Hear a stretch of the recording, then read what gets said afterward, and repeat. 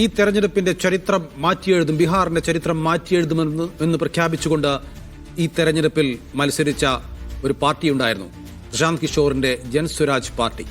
പക്ഷേ ആ പാർട്ടിക്ക് ഒരു സീറ്റിൽ പോലും ലീഡ് നേടാൻ സാധിച്ചില്ല. 150-ലധികം സീറ്റുകൾ നേടുമെന്നൊക്കെയുള്ള അവകാശവാദമാണ് പ്രശാന്ത് കിഷോർ നടത്തിയത്. ഈ പ്രശാന്ത് കിഷോർ മത്സരിച്ചതുകൊണ്ട് അദ്ദേഹത്തിന് പ്രത്യേകിച്ച് ഗുണമൊന്നും കിട്ടിയിട്ടില്ല. പക്ഷേ അതുകൊണ്ട് കോൺഗ്രസിനും ആർ ജെ ഡിക്കുമൊക്കെ നഷ്ടമുണ്ടായിട്ടുണ്ടോ?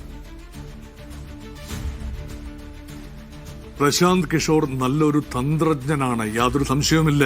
2014 ശ്രീ നരേന്ദ്രമോദി പ്രധാനമന്ത്രി പദത്തിലേക്ക് വരുന്നതിന് മുൻപുള്ള തെരഞ്ഞെടുപ്പ് പ്രചരണ രംഗത്തെ ചായ് പേ ചർച്ച ഉൾപ്പെടെ ഉയർത്തിക്കൊണ്ടുവന്ന മുദ്രാവാക്യങ്ങൾ, ഒന്നാന്തരം ഏച്ചുന്ന മുദ്രാവാക്യങ്ങൾ, അതുപോലെ പ്രചരണ സാമഗ്രികളുടെ വിന്യാസം എന്നുവേണ്ട എല്ലാ സ്ട്രാറ്റജിയും ഒരു പാർട്ടിക്ക് വിജയിച്ചു വരാവുന്ന ഫോർമുല ഉപദേശിച്ചു കൊടുക്കാൻ വിദഗ്ധനാണ്, നല്ല പണ്ഡിതനാണ്, അക്കാഡമീഷ്യനാണ്, പോൾ സ്ട്രാറ്റജിസ്റ്റാണ്, ഒക്കെ ശരിയാണ്. പക്ഷെ അദ്ദേഹം ഇപ്പോൾ ഇതാ രാഷ്ട്രീയ നേതാവിന്റെ മേലങ്കി അണിഞ്ഞുകൊണ്ട് ബീഹാറിന്റെ രാഷ്ട്രീയ യാഥാർത്ഥ്യത്തിലേക്ക് കടന്നു വരുമ്പോൾ അവിടെ ഒരു പുതുമ പ്രതീക്ഷിച്ചു. എല്ലാവരും ദേശീയ തലത്തിൽ തന്നെ പ്രശാന്ത് കിഷോറിന്റെ ബീഹാറിലേക്കുള്ള കടന്നുവരവ് വലിയ കൗതുകമാണ് സൃഷ്ടിച്ചത്. കാരണം ഒരു ഐഡന്റിറ്റി പോളിറ്റിക്സിന് അതീതമായ ഒരു വികസന രാഷ്ട്രീയം, യുവാക്കളെ വലിയ തോതിൽ ആകർഷിക്കുക, ശരിയായ ഇഷ്യൂ തന്നെയാണ് ജൻസ്വരാജ് പാർട്ടി അഡ്രസ് ചെയ്തത്. അവിടെ തൊഴിലില്ലായ്മ കാരണം വൻതോതിൽ ബീഹാറി ലേബർ ഫോഴ്സ് അല്ലെങ്കിൽ യുവത്വം ബീഹാർ വിട്ടുപോവുകയാണ്. കേരളം ഉൾപ്പെടെയുള്ള സ്ഥലങ്ങളിൽ നമ്മൾ പലപ്പോഴും ബംഗാളികളെന്ന് വിളിക്കുന്ന പലരും ബീഹാറിൽ നിന്ന് വരുന്നവരാണ്, അല്ലെ ഒറീസയിൽ നിന്ന് വരുന്നവരാണ്. അതുകൊണ്ട് ബീഹാറിന്റെ അവികസിത അവസ്ഥ, തൊഴിൽ ലഭിക്കാൻ ബുദ്ധിമുട്ടുള്ള ഒരു അന്തരീക്ഷം, ചെറിയ വേജസ്, ഇതിനെല്ലാം തനിക്കൊരൊറ്റമൂലിയുണ്ട്, പരിഹാരമുണ്ട്. താൻ ജാതിയും മതവുമല്ല പ്രചരണ ഉപാധിയാക്കുന്നത്, അതൊരു പുതുമയാണ്. അതുകൊണ്ട് അർബൻ എലീറ്റ്സിനെയും മെട്രോപൊളിറ്റൻ ക്ലാസിനെയും അർബൻ മിഡിൽ ക്ലാസിനെയും യുവാക്കളെയും എല്ലാം തന്നെ വലിയ തോതിൽ ആകർഷിക്കാൻ സാധിക്കും എന്നായിരുന്നു അദ്ദേഹത്തിന്റെ അവകാശവാദം. അതുകൊണ്ടാണ് താൻ ജയിച്ചു വന്നാൽ ഈവൻ 120 130 സീറ്റ് ലഭിച്ചാൽ തനിക്ക് തൃപ്തിയാകില്ല, 150 സീറ്റിലേക്ക് തന്റെ പാർട്ടി 243 ഓർക്കണം, 150 സീറ്റിലേക്ക് തന്റെ പാർട്ടി ജയിച്ചു വരും എന്ന ക്ലെയിമാണ് ഒറിജിനലി ഉണ്ടായിരുന്നത്. പിന്നീട് അദ്ദേഹം ആ ക്ലെയിം മാറ്റി ഒരുപക്ഷെ തന്റെ പാർട്ടിക്ക് 10 സീറ്റിൽ താഴെ മാത്രമേ ബീഹാർ ജനത നൽകൂ എന്ന് ഒരു ഘട്ടത്തിൽ അദ്ദേഹം പറഞ്ഞു. അത് യാഥാർത്ഥ്യ അധിഷ്ഠിതമായ ഒരു കാര്യമാണ്. കാരണം സംഘടനാ സംവിധാനം ഇല്ലാതെ ഒരു പാർട്ടിക്കും ഒരു കൗതുകത്തെ വോട്ടാക്കി മാറ്റിയെടുക്കാൻ കഴിയില്ല.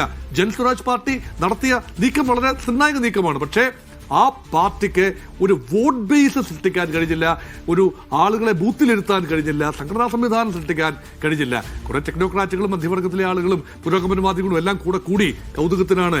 അരവിന്ദ് കെജ്രിവാൾ ഇപ്പോൾ കേരളത്തിൽ ഒരു പാർട്ടി മുന്നോട്ട് പോകണമെങ്കിൽ ആം ആദ്മി പാർട്ടി അനുകൂലിക്കുന്ന കുറച്ച് പേര് കേരളത്തിലുണ്ടാകും. അത്തരത്തിലുള്ള ഒരു കൗതുകം മാത്രമേ ഉള്ളൂ. പക്ഷേ തദ്ദേശവാസിയാണ്, ബീഹാറിയാണ് ജൻസ്വരാജ് പാർട്ടിയുടെ നേതാവ് എന്ന് പ്രത്യേകമായി എടുത്തു പറയണം. അതുകൊണ്ട് ആ പാർട്ടി ഒരുപക്ഷെ വോട്ട് കട്ടറായി പ്രവർത്തിച്ചിട്ടുണ്ടോ എന്നാണ് ചോദ്യമെങ്കിൽ കാര്യമായ വോട്ട് കട്ടിംഗ് ഒരുപക്ഷെ വിജയത്തെ ബാധിച്ചിട്ടില്ല, പരാജയത്തെയും ബാധിച്ചിട്ടില്ല.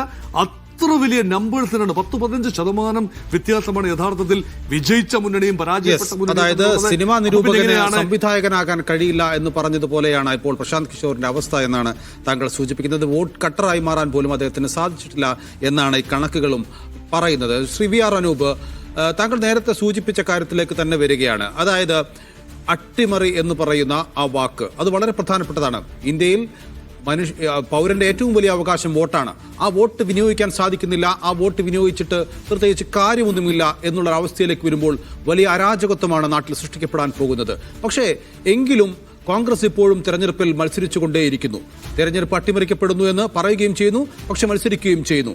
എന്തിനാണ് നിങ്ങൾ വീണ്ടും മത്സരിക്കുന്നത് എന്ന് സാധാരണക്കാർ അല്ലെങ്കിൽ ഏറ്റവും കുറഞ്ഞത് എതിരാളികളെങ്കിലും ചോദിച്ചാൽ എന്താണ് മറുപടി?